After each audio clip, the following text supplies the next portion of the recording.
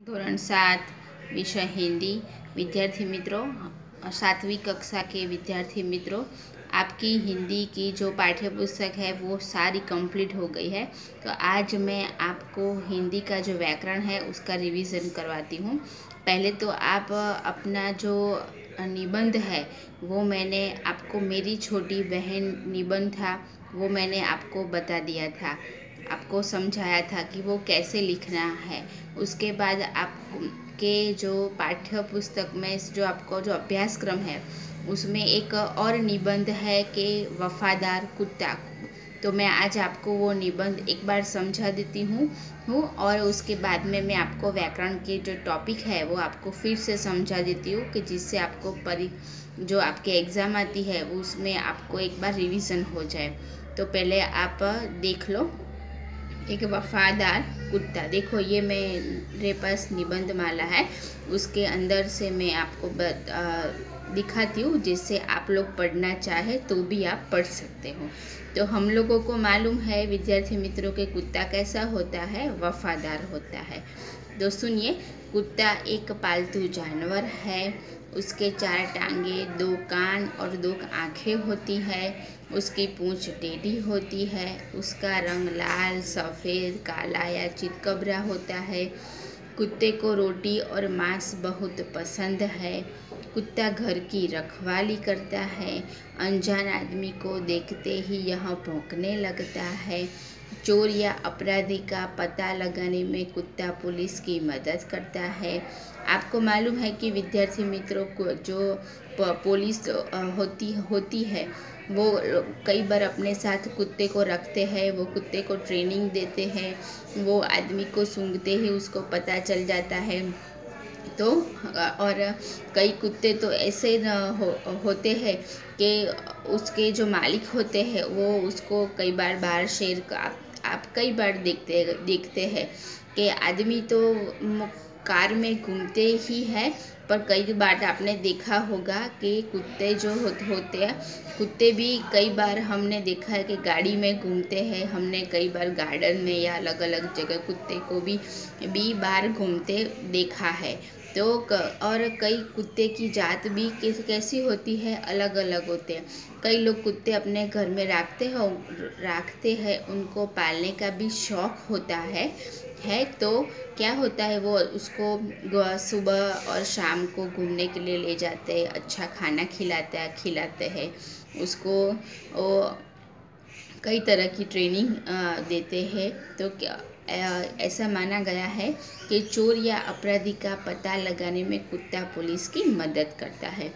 और हम लोग घर में भी जो कुत्ता रखते हैं, तो कुत्ता कैसा होता है, एक पालतू वफादार जानवर होता है। वो जिस घर में रहता है वह अपने मालिक के प्रति वफादार होता है। किसी वस्तु या व्यक्ति को सूंघ कर पहचानने की कुत्ते में अनोखी शक्ति होती है। चरवाहे यानी कि जो पशुओं को लेकर जंगल में घूमने जाते हैं ना, चरवाहा उसको बोलते हैं।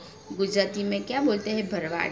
तो जो चरवाहा होते हैं वो जंगल में पशुओं को चराते समय उनके साथ रखते हैं। बंजारे और शिकारी भी उसकी मदद लेते हैं। कुत्ते के बच्चे को पिल्ला कहते हैं। पिल्ला देखने में बहुत प्यारे लगते हैं। हम लोग देखते हैं कि कई बार मोहल्ले में कुत्ते के जो बच्चे होते हैं, तो कई छोटे छोटे बच्चे उसके साथ खेलते भी हैं। तो छोटे बच्चे पिल्ले के साथ खेलते हैं। पालतू कुत्ता अपने मालिक को बहुत चाहता है। यह मालिक के लिए अपनी जान तक भी दे देता है। आपने पाठ पढ़ा है वफादार कुत्ता, तो वो बंजारा था, उसके लिए उसके वफादार कुत्ते ने क्या किया था, उसके मालिक के प्रति उसकी जान भी दे दी थी। तो सचमुच कुत्ता एक वफादार और समझदार जानवर है। ये आपका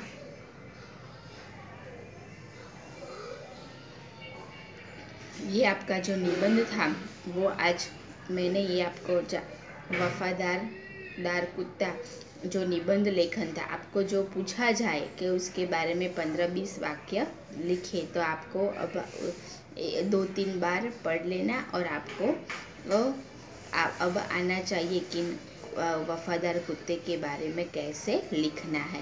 विद्यार्थी मित्रों, उसके बाद में मैं आज आपको 2 व्याकरण के टॉपिक समझा देती हूँ। मैं आपको आज संज्ञा के बारे में फिर से समझा देती हूँ, क्योंकि आपका जो संज्ञा का टॉपिक है कैसा है, नया है, इसलिए। तो आज हम समझेंगे संज्ञा, जातिवाचक संज्ञा। ये मेरी व्याकरण की बुक है, उसमें से मैं आपको बता देती हूँ जातिवाचक संज्ञा। हमने जातिवाचक संज्ञा विद्यार्थी मित्रों हमने पाठ्य पुस्तक में पढ़ा था। आपको मालूम है हमने कितनी संज्ञा के बारे में पढ़ा था। हमने संज्ञा, विशेषण, सर्वनाम, ये सब हमने पढ़ा था। हमने जातिवाचक संज्ञा के बारे में पढ़ा, भाववाचक संज्ञा के बारे में पढ़ा है ना हमने उसके बारे में। तो हम क्या करेंगे, आज उसका रिवीजन करेंगे कि जातिवाचक संज्ञा किसे कहते हैं, भाववाचक संज्ञा किसे कहते हैं। तो जातिवाचक संज्ञा जो है, मैं उसकी आपको व्याख्या कहती हूँ। जब ये संज्ञा किसी खास व्यक्ति, प्राणी या स्थान को सूचित करती है, उसको जातिवाचक संज्ञा बोलते हैं। तो जातिवाचक संज्ञा में सुनिए क्या बोला है, किसी खास वस्तु यानी कि व्यक्ति, कोई प्राणी, किसी का भी वर्णन किया गया हो तो उसे हम जातिवाचक संज्ञा कहते हैं। तो जातिवाचक संज्ञा जो है हमने पाठ्य पुस्तक में पेज नंबर 26 और 27 पर हमने समझा था। जातिवाचक संज्ञा के बारे में हमने। और तो विद्यार्थी मित्रों देखो, मैं उसके दिखाई देता है विद्यार्थी मित्रों अच्छी तरह से। पहला है कि आशा विमान चलाती है। तो आशा क्या हुआ, किसी व्यक्ति का नाम, लड़की का नाम हुआ ना, तो वो हुआ ना व्यक्तिवाचक। उसके बाद नर्मदा गुजरात की सबसे बड़ी नदी है। तो क्या हुआ, नर्मदा, वो नदी का नाम है। उसके बाद आता है हिमालय भारत का सबसे ऊंचा पर्वत है। तो विद्यार्थी मित्रों वो हिमालय क्या हुआ, सबसे ऊंचा पर्वत है। सबसे ऊंचा पर्वत कौन है, तो हिमालय है। तो हिमालय के नीचे अंडरलाइन होगी। विद्यार्थी मित्रों मेरी नोटबुक में से आपको जो अच्छी तरह से दिखाई नहीं दे रहा हो तो आप अपनी पाठ्य पुस्तक में से एक बार पढ़ लेना, जो मैंने आपको समझाया था वो। उसके बाद है नीम गुणकारी पेड़ है, यानी कि नीम का पेड़ कैसा होता है, गुणकारी होता है। तो व्यक्तिवाचक संज्ञा। उसके बाद में आता है जातिवाचक संज्ञा। जातिवाचक जो संज्ञा होती है वो हमें जो शब्द संपूर्ण जाति का बोध कराता है उसे हम जातिवाचक संज्ञा कहते हैं। तो देखो मैंने जातिवाचक संज्ञा के कई उदाहरण है, तो मैं आपको समझाती हूँ। देखो, हमारे देश के सैनिक बहादुर है, तो वो हमारा सैनिक लड़का हुआ, वो जाति हुई उसकी। हमारी गाय का नाम गौरी है। नदी को लोकमाता कहते हैं। कुत्ता कैसा प्राणी है, कुत्ता जो शब्द वफादार प्राणी है, पर कौन है, कुत्ता है। तो कुत्ता संपूर्ण जाति का बोध कराता है। सैनिक हमारी देश की रक्षा करते हैं। हमारे देश की, पहले प्रश्न पूछते हैं कि हमारे देश की रक्षा कौन करता है, तो सैनिक करते हैं। तो हमारे देश की प्रगति के बारे में सोचना चाहिए। गंगा भारत की पवित्र नदी है। तो वो क्या करती है, संपूर्ण गंगा जो है वो जाति का बोध कराती है। उसके बाद में हमने क्या सीखा था, समूहवाचक। मैंने बोला था ना समूहवाचक संज्ञा किसे कहती है। समूहवाचक जो संज्ञा है विद्यार्थी मित्रों, वो हमें जो कोई भीड़ हो, टोली हो, सभा हो, वो झुंड बोलते हैं, उसको समूहवाचक संज्ञा कहते हैं। समूहवाचक संज्ञा विद्यार्थी मित्रों आपको मालूम है, देखो जो समूह हमें कहाँ देखने मिलता है, रेलवे स्टेशन पर, बस स्टैंड पर, हम इलेक्ट्रिसिटी का बिल भरने जाए वहाँ पे थिएटर में, वहाँ कैसा होता है, समूह होता है, झुंड होता है। तो रेलवे, एक एग्जाम्पल है कि रेलवे स्टेशन पर लोगों की भीड़ रहती है। तो रेलवे स्टेशन पर लाइन में तो सब मालूम है ना विद्यार्थी मित्रों आपको कि रेलवे स्टेशन पर लाइन पर तो सभी लोग भीड़ में रहते हैं। तो वो एक समूह हुआ, आपको याद रखना है कि समूह में क्या दिखाते हैं।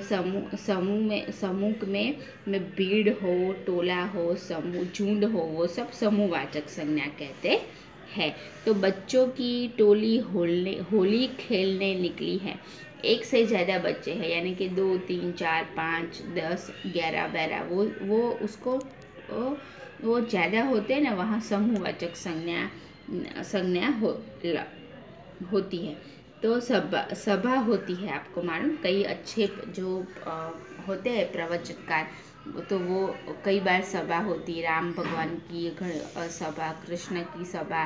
तो सभा में तो सारे विद्यार्थी मित्रों, कई लोग बैठे होते हैं, स्त्री पुरुष, तो उसको समूहवाचक संज्ञा बोलते हैं। उसके बाद आता है भाववाचक संज्ञा। तो भाववाचक संज्ञा किसे कहते हैं? जिसमें हमें संपूर्ण भाव होता है। देखो विद्यार्थी मित्रों, मेरी नोटबुक्स में से अच्छी नहीं दिखाई दे रहा है, तो मैं जो आपको बोलती हूँ वो ध्यान से सुनना, और मैंने लिखाया भी है आपको, बराबर। तो आप क्या करना है, अपनी जो नोटबुक में हिंदी की व्याकरण की नोटबुक में जो लिखा है ना, उसमें से ध्यान रखना, सही बात है। तो जो शब्द जो भाववाचक है, यानी कि जो शब्द गुण, दोष, भाव, दशा आदि का बोध कराते हैं, उसे भाववाचक संज्ञा कहलाते हैं। तो भाव कैसा होता है? देखो विद्यार्थी मित्रों, सुख का भाव हो, दुख का हो, अच्छा हो, बुराई हो, भलाई हो, कुछ भी हो, तो उसको भाव कहते हैं। देखो हमें बहुत सुख मिलता है, तो मिलता है, तो वो सुख एक जात का आनंद हुआ, तो वो भाव बताता है। बहुत दुख है, तो दुख होता है, तब हमारा मन कैसा हो जाता है, हमें बहुत तकलीफ होती है ना, तो वो भाव हुआ ना। अच्छा मिला, कुछ खराब मिला, परीक्षा में अच्छे गुण आए, अच्छे गुण नहीं आए, तो वो हमको सब भाव होता है। गुजराती में बोलते हैं ना लागणी। तो यानी कि भाववाचक संज्ञा में जो वाक्य आपको भाव बताता है, उसके नीचे आपको अंडरलाइन करनी होती है। तो आप उसके नीचे अंडरलाइन करोगे, ये ऐसा होता है। हम लिखते हैं कि बचपन मेरा बहुत अच्छा था, तो आपको वो बचपन अच्छा था आपका, तो वो अच्छा वाला उसका भाव हुआ। ऐसे रमेश बहुत लंबा है, तो वो लंबा, छोटा, उसकी लंबाई, बराबर, तो उसके नीचे लिट्टी कर रहे हैं ना, उसकी लंबाई बहुत ज़्यादा है, तो लंबाई के नीचे अंडरलाइन करते हैं। मेरा बचपन बहुत अच्छा है, तो बचपन क्या हुआ, उसकी उसकी कितनी ऊंचाई है, तो ऊंचाई क्या हुआ, उसका भाव दिखाता है। उसे बहुत सुख है, हमें सच्चाई का साथ देना चाहिए, तो सच्चाई, अच्छाई, ईमानदारी, वो सब क्या होते हैं, भाव बताते हैं। तो विद्यार्थी मित्रों, हमने आज व्यक्तिवाचक, जातिवाचक, भाववाचक या समूहवाचक 4 हमने संज्ञा मैंने आपको बताई। तो आपको अब पता चलता है ना कि संज्ञा किसे कहते हैं। तो वो तो अभी आपको मालूम पड़ गया है ना, संज्ञा किसे कहते हैं। संज्ञा की व्याख्या भी लिखाई है मैंने आपको। संज्ञा की ये जो 4 प्रकार है वो भी मैंने आपको लिखाए है। तो आपको घर पे क्या करना होगा, व्याकरण के जो टॉपिक है ना, वो आपको घर पे पढ़ना है अच्छी तरह से। मेरी नोटबुक में से आज नहीं दिखाई दे रहा है, तो आप अपनी हिंदी व्याकरण की जो नोटबुक है, आप वो घर पे लेकर बैठना, समझना और पढ़ना। और आपकी व्याकरण की जो बुक है, उसमें से आप पढ़ लेना एक दो बार। जैसे आप पढ़ोगे तो आपको समझ में आ जाएगा। आपको पढ़ना ज़रूरी है, पढ़ोगे नहीं तो पता नहीं चलेगा। तो आपको घर पे क्या करना है, व्यक्तिवाचक संज्ञा जो है, जातिवाचक संज्ञा है, भाववाचक है, वो सब घर पे एक बार पढ़ लेना है। और उसके बाद का जो लेक्चर आएगा ना, उसमें मैं आपको सर्वनाम एक बार सिखाऊंगी फिर से कि सर्वनाम किसे कहते हैं। तो अपना ख्याल रखना, अच्छी तरह से पेपर, ईमानदारी से पेपर लिखना। कोई भी विद्यार्थी मित्र देख के पेपर नहीं लिखेगा। Thank you.